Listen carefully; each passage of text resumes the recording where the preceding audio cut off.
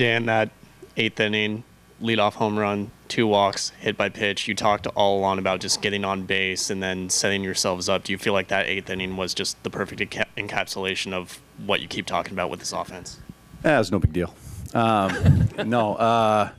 Yes, that's exactly what our guys do. You can't obviously a huge day for Gino, a huge day for Cal. Ironically, the 2 guys that didn't switch spots in the lineup, but when you look at what happened before that, a walk to Polo, a walk to Naylor, and then the hit by pitch to Randy. Those are huge at bats to get into, to get on base and to get something going there. And then Gino took it from there. What an afternoon for Gino. To not try to do too much with that pitch and hit it the other way like he did. Just a phenomenal at bat right there all the way through. And then, the homer earlier in the game to get us on the board. You can't say enough about just how good it must feel for Gino and picking up those 5 RBIs for us today and giving us a victory. This was just a great day for him and again a great day up and down the lineup. That's how we roll and that's what we do well and today it came through for us big time.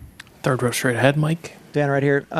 You've been in that dugout for some of the biggest moments in franchise history, but that 8th inning, just what did that feel like? Just being in there, feeling the crowd, feeling the momentum. What was that like for you? Yeah, first of all, it felt like Cal's ball was in the air for about an hour.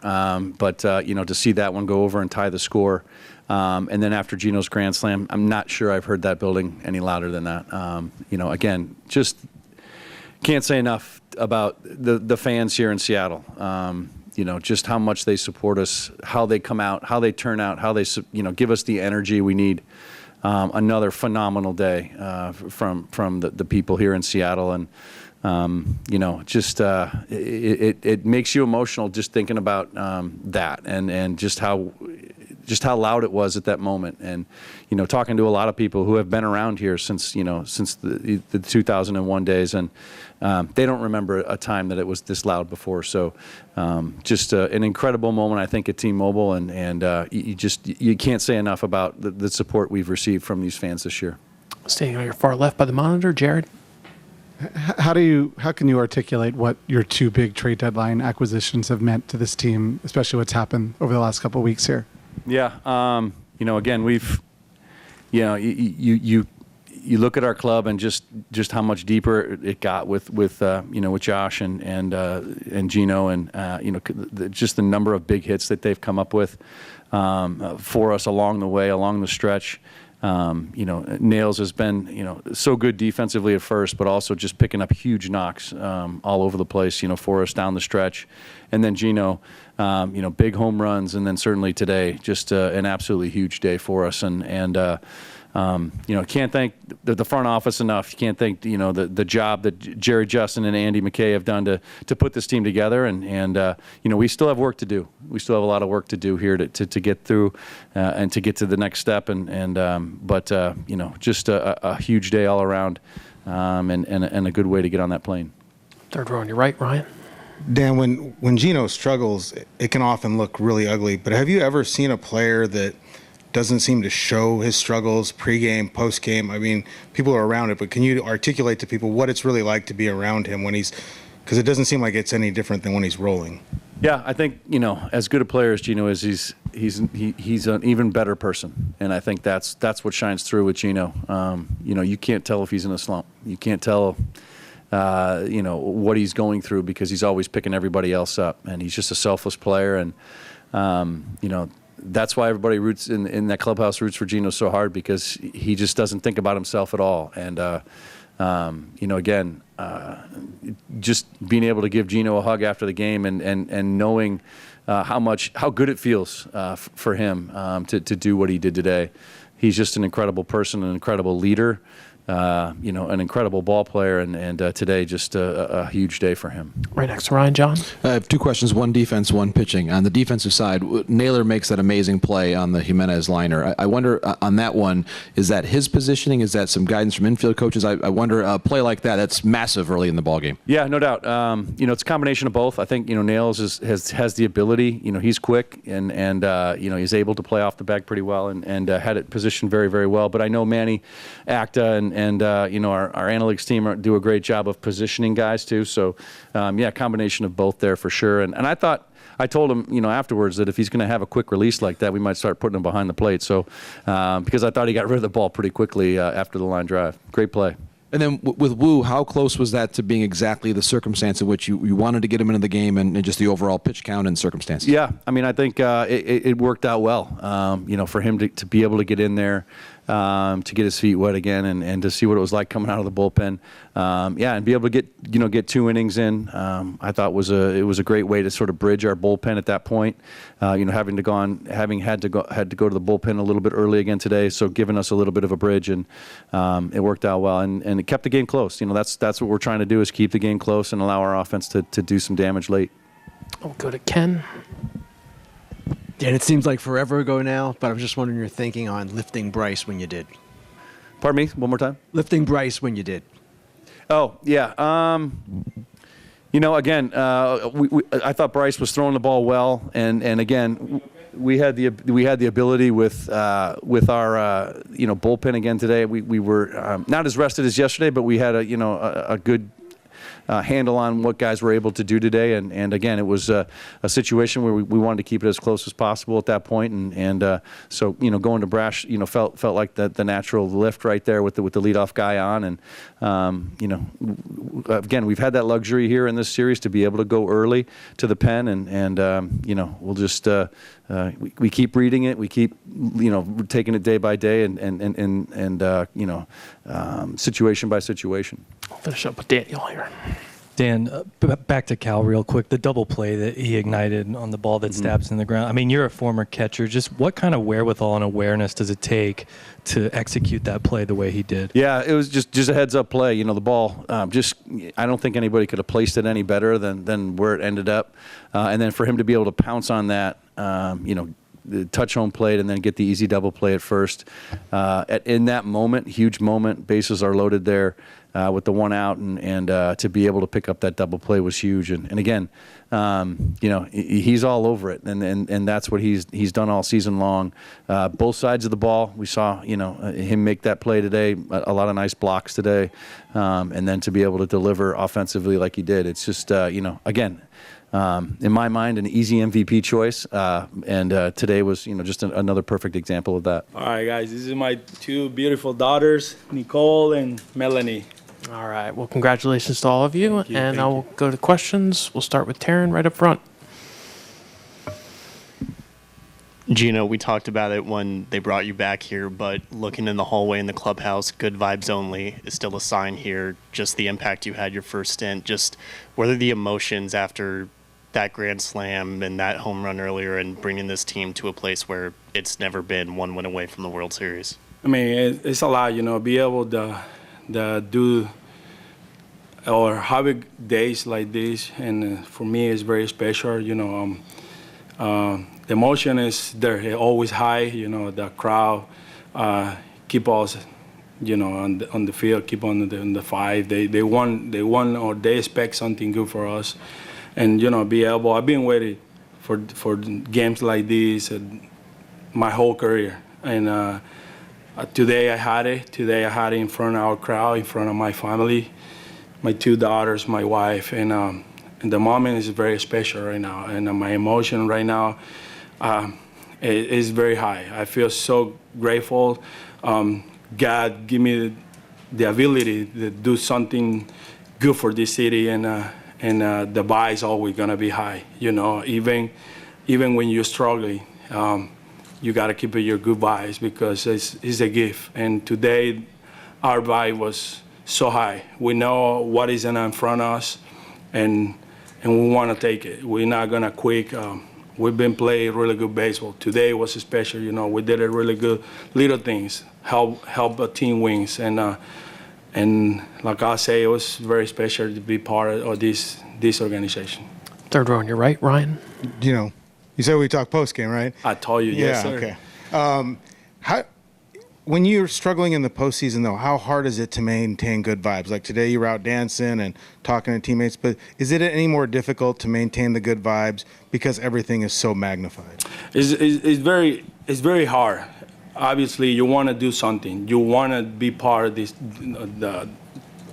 do something for the team, for the fans. And me especially, I just handle it in the good way. I know that this game is so beautiful, and they're gonna give you an opportunity like today. And I just keep my focus, keep my fire, not quick, and go to every game and try or play good baseball.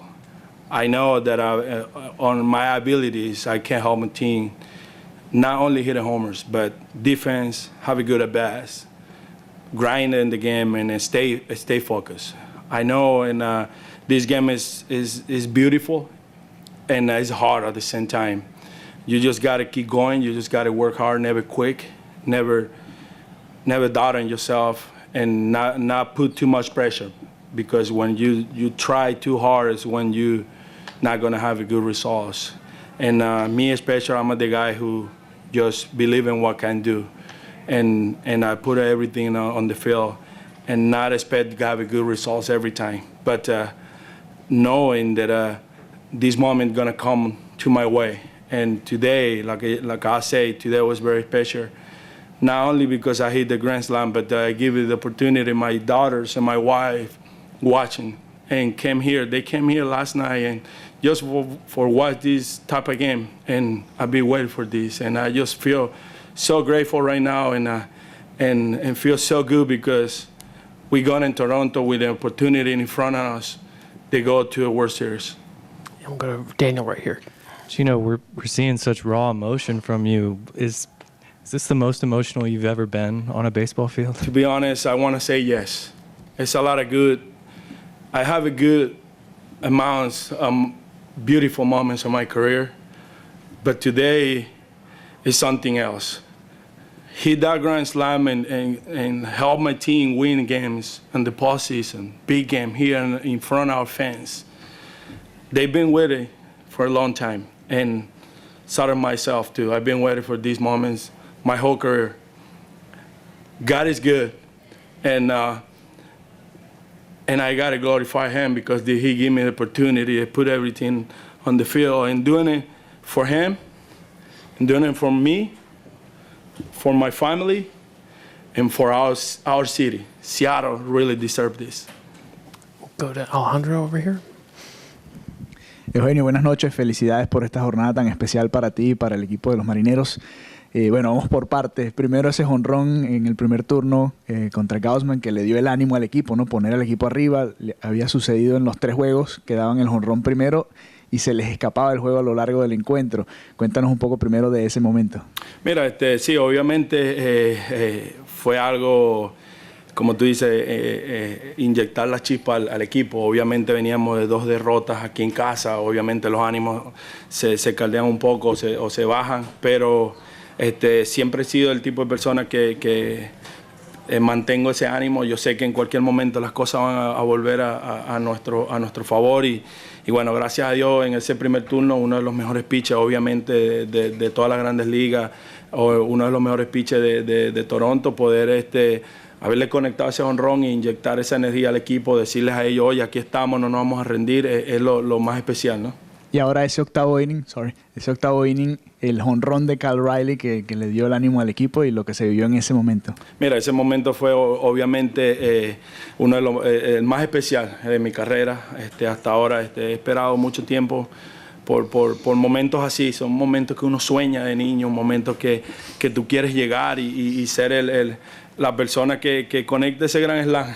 De verdad, lo soñé de niño y yo estoy seguro que muchas personas que me van a ver o que me están viendo han tenido ese sueño también y yo le doy gracias a Dios porque obviamente hoy se cumplió el mío ese jonrón de Carl Raleigh fue obviamente esa energía que nos inyectó. Después de ahí pudimos llenar las bases sin out, sabiendo que era la oportunidad de nosotros de voltear el juego, de poder ganarlo. Dios ha sido bueno, Dios puso todo en su lugar y mire, me dio la dicha a mí de poder conectar ese jonrón y darle la victoria al equipo. Tuviste que batallar viniendo de atrás, 0-2. ¿Y cómo fue ese momento? Mira, obviamente nunca me he rendido. Sé que el momento era el clave. Sabíamos que en cualquier momento él podía entrar allí. Nunca me rendí, nunca di el turno por acabado. Y bueno, gracias a Dios lo gané ahí. Go to Mike and then Tyler. Yeah, Gino, when you get traded back to Seattle and they're obviously in a playoff race and you imagine what this was going to be like, did you imagine a moment like that, or was that beyond even what you could have imagined at that time? I mean, I knew it. I faced the team when I was with D-backs, and I know how good they are. And I know that we get a chance to do something special for our organization. I know that like I always say, they make it a really good move, not because they bring me or they bring Naylor. No, they try to win. They try to win, and for me, big bag and came back in this situation and do my best to help the team not only win games but go into the position and be in this position right now and have something special in front of us, and obviously it's very, very good for me and for our organization too. Go to Tyler in the back, Gino. Just the single yesterday going the opposite way, driving in a run, did any of that sort of help lock you in? And then if you could, just take me through that at bat where you hit the grand slam and the pitch and all that stuff.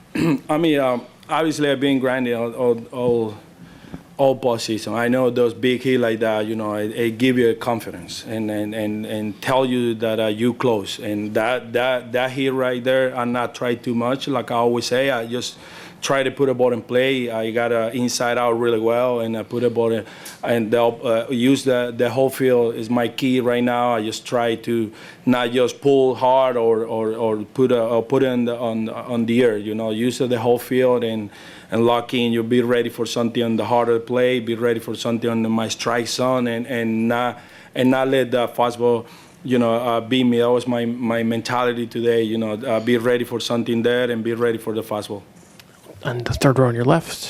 Gino, you've flashed the heart gesture with your hands many times after home runs with your teammates, things of that nature. When you did it crossing home plate, it looked like you kind of took a moment to soak it in. What was racing through your head as you looked at the crowd? I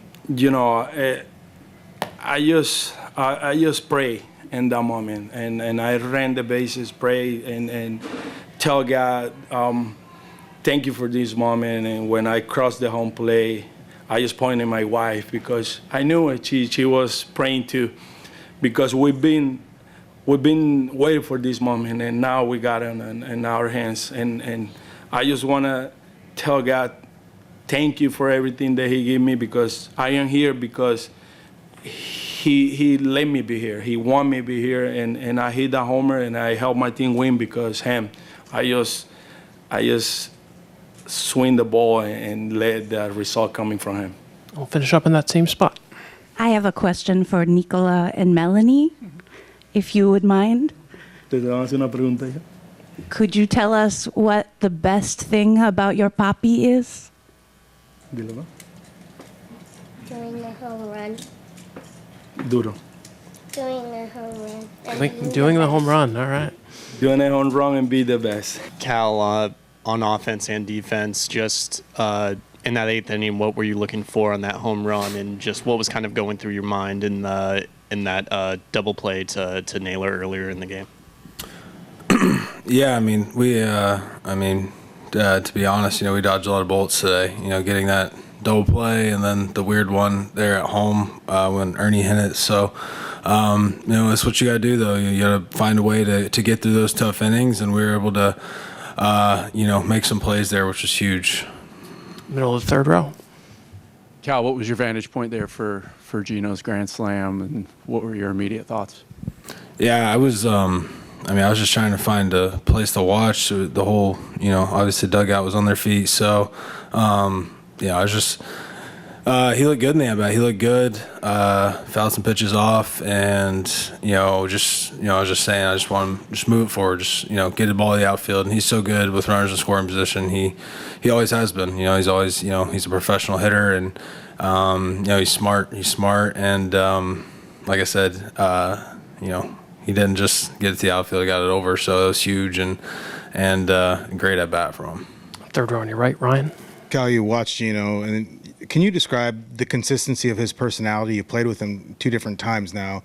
He's grinding through the postseason, but he doesn't seem to change. I mean, have you had a teammate like that before? And can you just tell people who aren't around to see it every day what it's like? Yeah, I mean, Gino's a true pro, and I guess what I mean by that is, he doesn't let results, dictate, who he is as a person, who he is as a teammate, and how he goes about his business every day. So,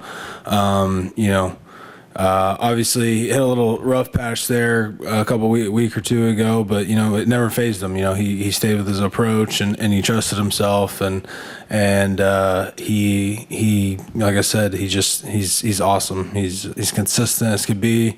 Same guy every day. Great teammate, and like I said, always brings the energy. So.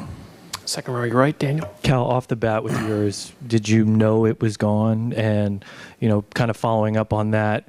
What have you made? What adjustments have you made to prepare for lefties coming in to face you late in games when they try to flip you around? Yeah, I think first of all, I think when I hit the ball, I thought I got it, and then obviously realized it went so high, and I looked at the straw, I believe was in left, and I believe it was him, but.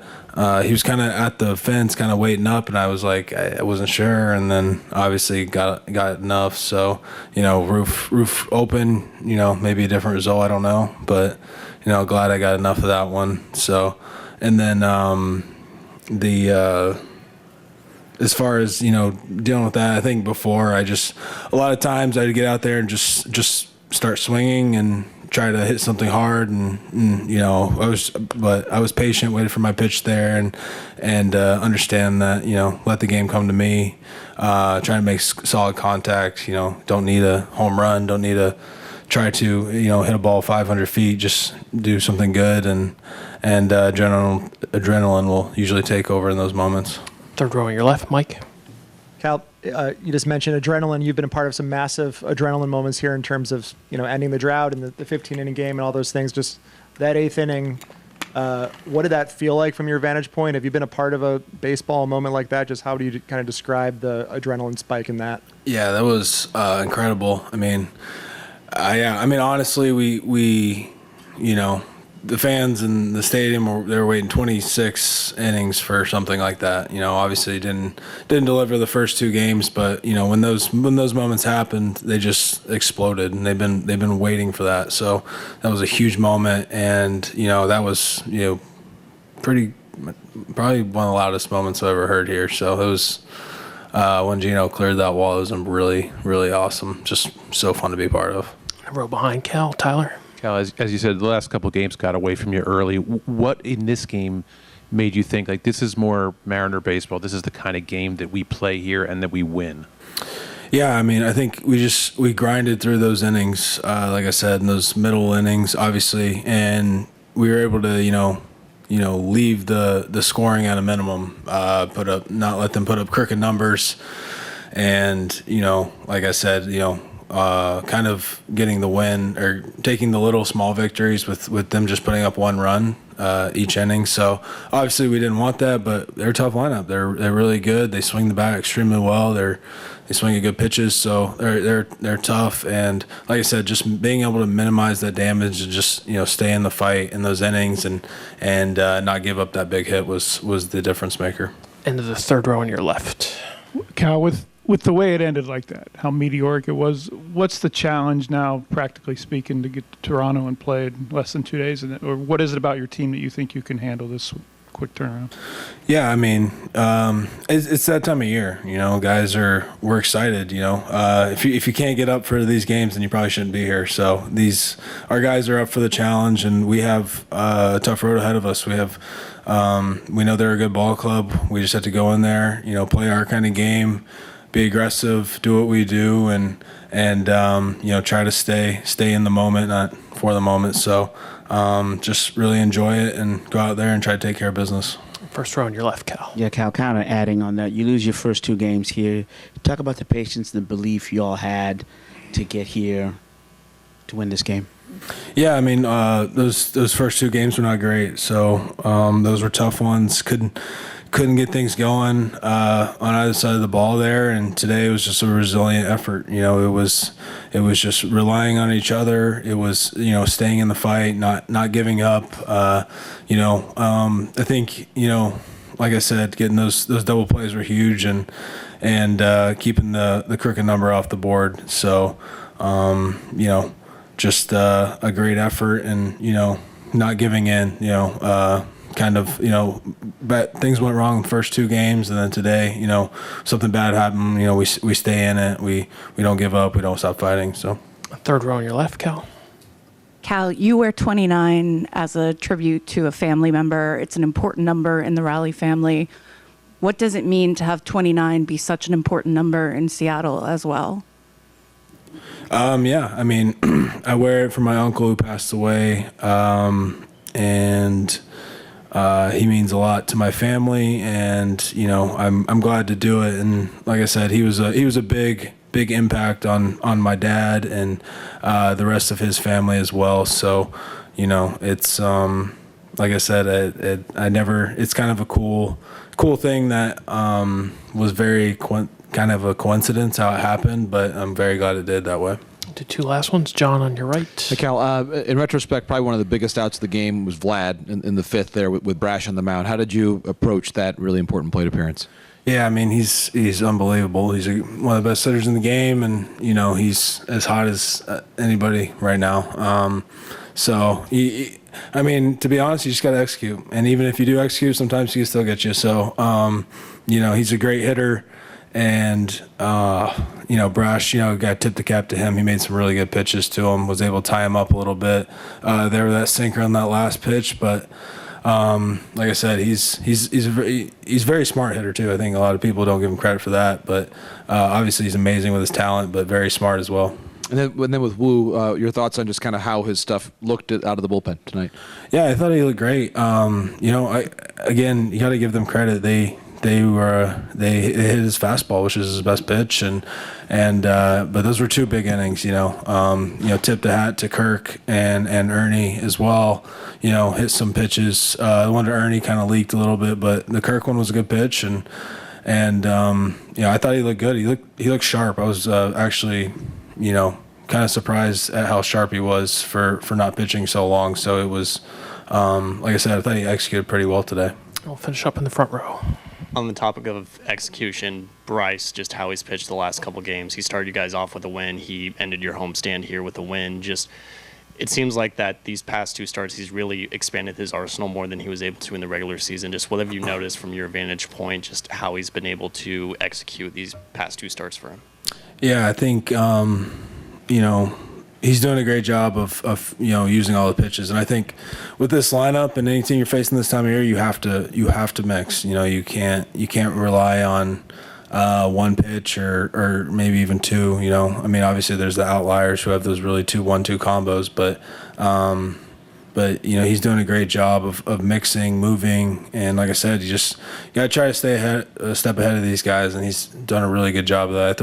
I thought he threw the ball really well again today, being able to mix, and like I said, he has to be able to use that full arsenal and be able to locate different areas of the zone, which I thought he did a really good job of today again.